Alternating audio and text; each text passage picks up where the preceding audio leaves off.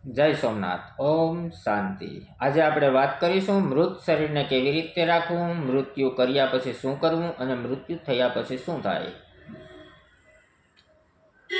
જન્મ, મૃત્યુ, લાભ, હાનિ, યશ, અપયશ બધું કર્મને આધીન છે. કેમ કે કર્મ तेरे अच्छे है तो किस्मत तेरी दासी है, कर्म तेरे अच्छे है तो किस्मत तेरी दासी है, नियत तेरी अच्छी है तो घर में मथुरा काशी है. કર્મ જો આપણું સારું હોય ને તો કિસ્મત આપણી દાસી બનીને રહે. કર્મ આપણું સારું હોય તો કિસ્મત આપણી દાસી બની જાય. અને જો નિયત આપણી સારી હોય ને તો મથુરા કાશી ક્યાંય જવાની જરૂર નથી. આપણી નિયત સારી હોય, આપણું કર્મ સારું હોય તો ઘરમાં જ બધું છે. ઘરમાં મથુરા કાશી છે.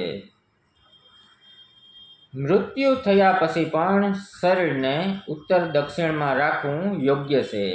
કારણ કે જેમાં માથું ઉત્તર દિશામાં હોય છે, જે લગભગ બધાને જાણ હોય છે.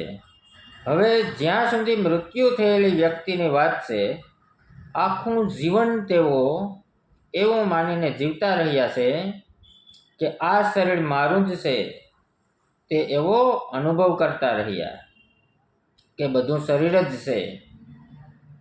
અને જ્યારે મૃત્યુ થાય અચાનક તેઓ શરીરની બહાર નીકળ્યા. હવે મૂંઝવણમાં મુકાઈ ગયા છે. કારણ કે અસ્તિત્વની દૃષ્ટિએ મૂંઝાયેલા રહે છે, પરંતુ માનસિક રૂપે નહીં.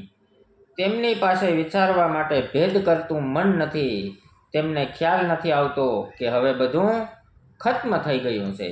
તેઓ આસપાસ ભટકતા રહે છે, કારણ કે શરીર હજુ ત્યાં જ છે. જે શરીર જીવને જાળવી રાખવા અસક્ષમ છે, હવે સક્ષમ નથી. તેઓ તેમાં પરત જવાનો પ્રયાસ કરે છે, પરંતુ યમના દૂતો તેને પ્રવેશ કરવા દેતા નથી. તેનાથી એ જગ્યા પર એક એવી ઉર્જા ઉત્પન્ન થાય છે જે તેનો મૃતક માટે સારી નથી અને તેનો એ સ્થાન લોકો માટે સારી નથી. જ્યારે તમે માથું ઉત્તર તરફ કરીને શરીરને ઉત્તર દક્ષિણ દિશામાં રાખો છો તો જીવ શરીરથી દૂર ખેંચાવા લાગે છે. જ્યારે તમે આવું કરો ત્યારે જે શરીર છોડવામાં આવ્યું છે તેની અંદર અમુક ખાસ બદલાવ આવે છે. વધુ ઝડપથી થવા લાગે છે. આવા બદલાવો થોડા તીવ્ર ગતિમાં જોવામાં આવે છે એવું લાગે છે. અને પછી તે જીવ સમજી જાય છે કે હવે શરીરની આસપાસ ભટકવું વ્યર્થ છે,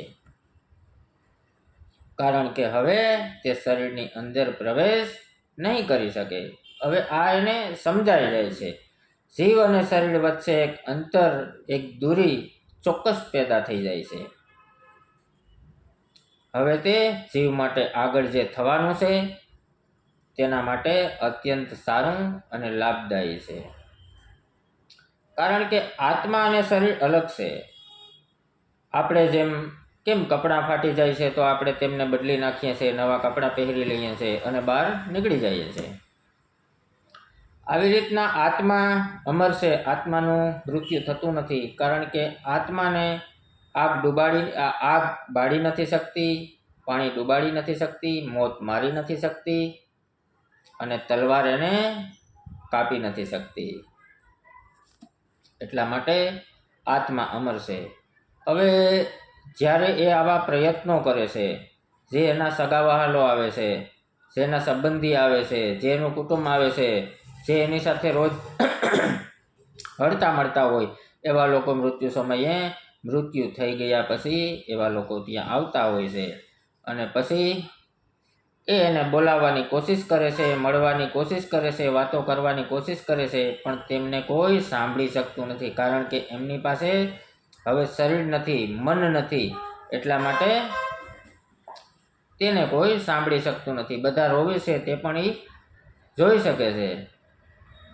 હવે 13 દિવસ, 11 દિવસ, 12 દિવસ પિંડદાન શું કામ કરવામાં આવે છે? કેમ કે દરેક અંગનું પિંડદાન 11 અથવા તો 12 દિવસ માટે કરવામાં આવે છે, કે જેથી કરીને તેને મૃત્યુલોક સુધી જવામાં એને એનો ખોરાક મળે તો એને ત્યાં તકલીફ નથી પડતી. અને જ્યારે પિંડદાન ઉસીના પૈસા લીધા હોય, કુટુંબ પાસેથી પૈસા લીધા હોય, લોન લીધી હોય, વ્યાજે પૈસા લીધા હોય અને એ પછી કાર્ય કરવામાં આવે છે તો ત્યાં માન્ય નથી. એટલે જે જીવ જેનું જે મૃત્યુ થયું છે એને ત્યાં વધારે તકલીફ પડે છે.